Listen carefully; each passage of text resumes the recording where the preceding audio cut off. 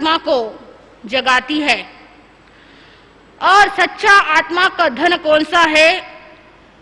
हर मानव के पास संपत्ति होती है, ऐश्वर्य होता है, वह उसके अंदर सुख समझता है।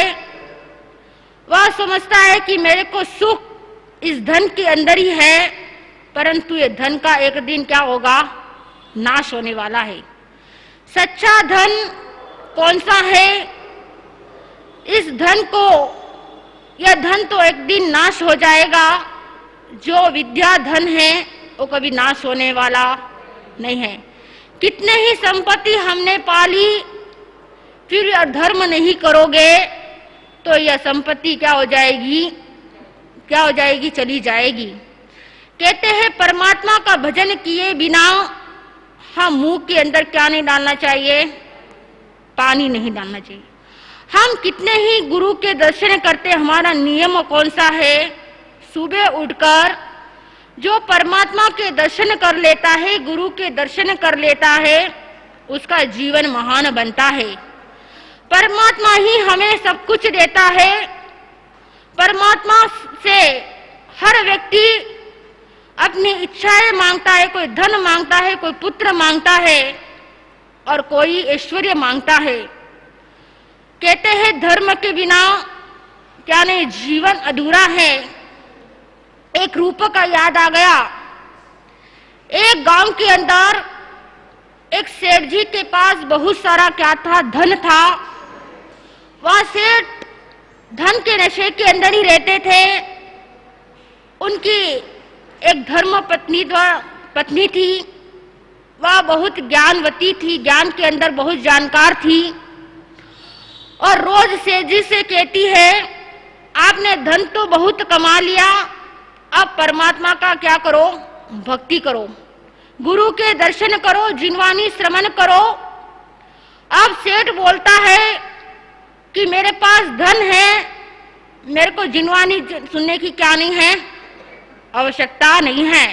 मन, वचन और काया के त्रियोग के साथ वचन सभा में सावधानी के साथ आनंद लेने का भाव बनाएंगे। कुछ पंक्तियां आपके सामने उपस्थित है। कर लो प्रभु के भजन, कर लो प्रभु के भजन, पाया मनुष्य जन्म पाया मनुष्य जन्म, नींदन सोना चेतन प्यारा प्रभु का होना, चेतन प्यारा प्रभु का होना। श्वास खाली न जाने देना, श्वास खाली न जाने देना, चलते फिरते प्रभु नाम लेना, चलते फिरते प्रभु नाम लेना। सुधरे मानव जीवन, सुधरे मानव जीवन, खिल जाए मन के सुमन, खिल जाए मन के सुमन। माला पिरोना चेतन प्यारा प्रभु का होना, चेतन प्यारा प्रभु का होना। जिसने भजन किया सुख पाया, मन को भावन जन मन को भावन, जैसे हरिया सावन, जैसे हरिया सावन।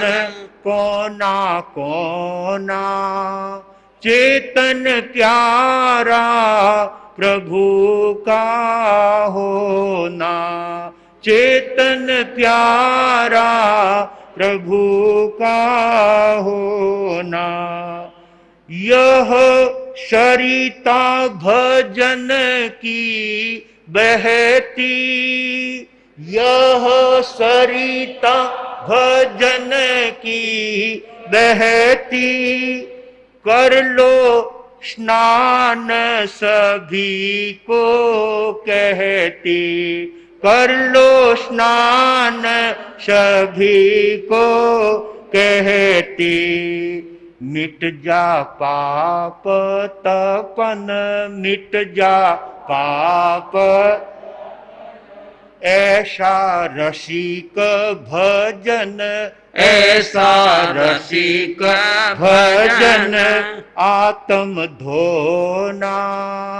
चेतन प्यारा प्रभु का होना, चेतन प्यारा प्रभु का होना। कर लो प्रभु के भजन, कर लो प्रभु के भजन, कर लो प्रभु के भजन, कर लो, कर लो गुरु के भजन, कर लो गुरु के भजन। पाया मनुष्य जन्म, पाया मनुष्य, जन जन के उद्धारक, प्राणी मात्र का कल्याण करने में तत्पर, चरम तीर्थेश शासनपति श्रमण भगवान महावीर स्वामी को एवं उपकारी समस्त गुरु भगवंतों के चरण कमलों में हृदय की अनंत आस्थाओं के साथ कोटिशः वंदना अर्ज करने के पश्चात सत्संग रूपी तीर्थ में उपस्थित समस्त धर्म प्रेमी सुज्ञ श्रोताओं, सुशील माताओं एवं बहनों, आप और हम सब साधक हैं। आप और हम सब परमात्मा के भक्त हैं। संत भी परमात्मा के भक्त हैं और आप भी परमात्मा के भक्त हैं। वक्ता भी परमात्मा के भक्त हैं और श्रोता भी परमात्मा के अनन्य भक्त हैं। परमात्मा से अपने जीवन में कुछ उपलब्धि प्राप्त करने के लिए आप और हम सब यहां पर उपस्थित हुए हैं। ये स्वाध्याय, ये सत्संग सच्चे अर्थों में तो हम अपने लिए करते हैं, परंतु आप लोग भी उससे लाभ उठाना चाहते हैं, इसलिए थोड़ा जोर से बोल करके आपको भी सुना देते हैं। केवल ये सत्संग आपके लिए ही नहीं है, हमारे लिए भी है। हम भी अभी आराधक हैं, हम भी अभी साधक हैं और हम भी परमात्मा के उस शासन में अपने जीवन को सद्गुणों से सजाने के लिए, परमात्मा के दिव्य गुणों से भावित करने के लिए यहां पर उपस्थित हुए हैं। जब तक आत्मा चरम सीमा तक नहीं पहुंच जाता है, जब तक परमात्मा के स्वरूप को प्राप्त नहीं कर लेता है, तब तक आप और हम सभी साधक हैं और आराधक हैं। ऐसे आराधक बनकर के हम परमात्मा के दिव्य वचनों को श्रवण करते हुए परमात्मा की भक्ति का, परमात्मा के स्मरण का, परमात्मा की स्मृति का पूरा लाभ लेते हुए इस मिले हुए समय को सार्थक करेंगे। श्वास श्वास पर प्रभु रटो, श्वास श्वास पर हरि रटो और वृथा श्वास मत खोए। कुण जाने इस श्वास का आवन होयन होय। ज्ञानी कहते हैं एक श्वास का भरोसा नहीं है, एक पल का भरोसा नहीं है। अभी आपके सामने तत्व चिंतक श्री सागर मुनि जी महाराज साहब क्षण की चर्चा कर रहे थे। जो क्षण को जानता है, जो समय को पहचानता है, वही पंडित होता है, वही वास्तव में विद्वान होता है, वही समझदार होता है जो समय को पहचान लेता है और उस समय का सदुपयोग कर लेता है। हमें अपने जीवन में समय का सदुपयोग करने की कला आनी चाहिए और वो कला अपने जीवन में जिसने सीख ली, सचमुच में उसने अपने जीवन का कल्याण कर लिया, उसने अपने जीवन को परम पावन बना लिया। हम ऐसे मानव जीवन को पाकर के, जिसके लिए देवता भी इच्छा करते हैं, देवता भी मनोरथ करते हैं कि हमें मानव का जीवन मिले, जहां पर जाकर हम परमात्मा की भक्ति करके अपने जीवन को पावन बना सकें, अपने जीवन को परमात्मा के मंजिल तक पहुंचाने का कार्य इस मनुष्य जीवन में होता है। इसलिए ऐसे उत्तम मनुष्य जीवन को पाने के लिए देवता भी अभिलाषा करते हैं, और ऐसे देव दुर्लभ मनुष्य भव को आप और हम सब ने प्राप्त किया है, तो उसका सदुपयोग करना आप और हम सब का दायित्व बनता है। और ऐसे कल्याणकारी पथ पर जब हमें आगे बढ़ने का मौका मिलता है तो प्रत्येक भाग्यशाली को समय निकाल करके, कई भाग्यशाली गांव में आने के बाद भी सत्संग के अंदर उपस्थित नहीं होते हैं, कोई कामकाज नहीं है, कोई दुकानदारी नहीं है, कोई व्यवसाय नहीं है, कोई प्रतिष्ठान नहीं है, फिर भी यहां आकर के भी सत्संग से अपने आप को वंचित रख लेते हैं, प्रवचन से वंचित रख लेते हैं। कम से कम जब हम अपनी जन्मभूमि में आए हैं और चातुर्मास का लाभ उठाने के लिए आए हैं, तो प्रत्येक भाग्यशाली को सब काम छोड़ करके सत्संग के समय में सत्संग के अंदर आना चाहिए। भाया हो सत्संग माही चालो, बहना हो सत्संग माही चालो। थार मन डारो, थार दिल डारो, थार मन डारो, मैल मिटावो इन ज्ञान गंगा में। थार मन डारो, मेल मिटाओ इन ज्ञान गंगा में।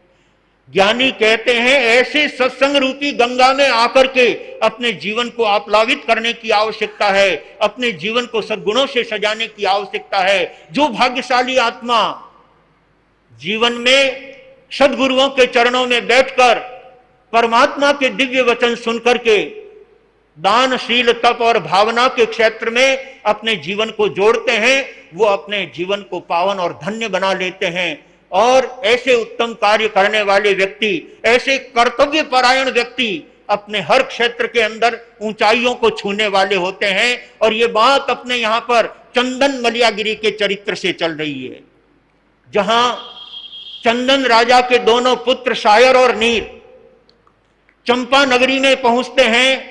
राजा चंदन की सभा में पहुंचते हैं, चंदन के दरबार में उपस्थित होते हैं और वहां जाकर निवेदन करते हैं कि राजन, हम क्षत्रिय हैं और कोई वीरोचित कार्य करने के लिए आपके यहां पर आए हैं। आप यदि हमें ऐसा कोई कार्य देंगे तो हम उसे बहुत कुशलता से और कर्तव्य भावना से उसे पूरा करने की कोशिश करेंगे। सेनापति को बुलाकर उनको सेना में भर्ती कर दिया गया। और उस दरमियान चंपापुर नगर के अंदर बंजारा जो अपनी बालद को लेकर के गांव गांव नगर नगर डगर डगर में घूमता हुआ चंपा नगरी में आता है और चंपापुर के राजा के दरबार में पहुंच करके उनको भेंट स्वरूप हीरे पन्ने माणक मोती देकर के निवेदन करता है, राजन, मैं आपके राज्य में, आपके शहर में कुछ दिन रह करके अपना व्यापार करना चाहता हूं और साथ ही मेरे पड़ाव की सुरक्षा के लिए आपसे कुछ ऐसे सैनिक चाहता हूं जो मेरे पड़ाव की अच्छी से रक्षा कर सके। राजा ने उसका नजराना स्वीकार करते हुए सेनापति को बुला करके और उससे कहा कि इस बंजारे की संपूर्ण व्यवस्था राज्य की तरफ से की जाए और इसको व्यापार के लिए बराबर जो है मौका दिया जाए। ये जिस तरह से अपने व्यापार को यहाँ पर करना चाहता है उस तरह से कुशलता के साथ अपना व्यापार वाणिज्य करे और साथ ही इसके पूरे पड़ाव की सुरक्षा, इसके पूरे खेमे की सुरक्षा के लिए कुछ ऐसे सैनिकों को वहां पर रख देना चाहिए जिससे कोई आंख उठा करके उसके डेरे की तरफ न देख सके। तब सेनापति ने राजा की उस बात को सिरोधार्य करके अपने सेना में पुनः सेना के पड़ाव पर आता है और उन दोनों युवाओं को, शायर और नीर को, अपने पास बुला करके कहा कि हम इस समय में आपको बंजारे के पड़ाव की सुरक्षा के लिए नियुक्त करते हैं। आपको वहां पर पूरी सावधानी के साथ बंजारे के खेमे की सुरक्षा करना है और उनके पड़ाव को कोई आंच न आए, उसको किसी भी तरह की परेशानी अपने राज्य की तरफ से या राज्य में रहने वालों की तरफ से न हो, इस बात का तुम्हें पूरा पूरा ध्यान रखना है। सभी को अपने अपने कर्तव्य का पालन करना है और कर्तव्य पालन करने वाला व्यक्ति ही ऊंचाइयों को छूता है। खाली एड़ियों को ऊंची करने से ऊंचाई नहीं होती है, लेकिन व्यक्ति अपना जब कर्तव्य अदा करता है तब उसको ऊंचाइयां मिलती है। दोनों शायर और नीर सेनापति से आज्ञा प्राप्त करके, सेनापति से आदेश लेकर के और उस बंजारे के खेमे पर, बंजारे के पड़ाव पर पहुंच जाते हैं और बड़ी कुशलता के साथ में वहां पर उनका संरक्षण करते हुए, उनका पूरा ध्यान रखते हुए वहां पर वे बराबर चौकीदारी कर रहे हैं। ये बात अपने यहां पर चल रही है। युग युग से भारत में यह अमर कहानी, धन्य चंदन राजा और मलिया गिरी रानी, धन्य चंदन राजा और मलिया गिरी रानी।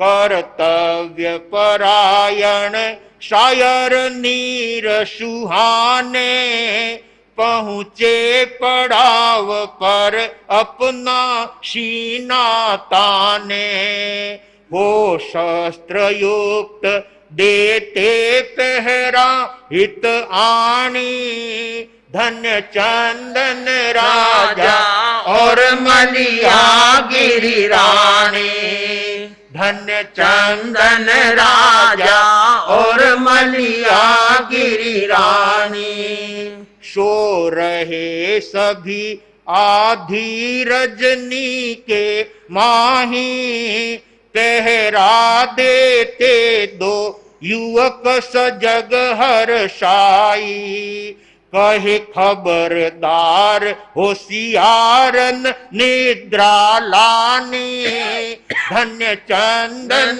राजा और मलिया गिरी रानी, धन्य चंदन राजा और मलिया गिरी रानी।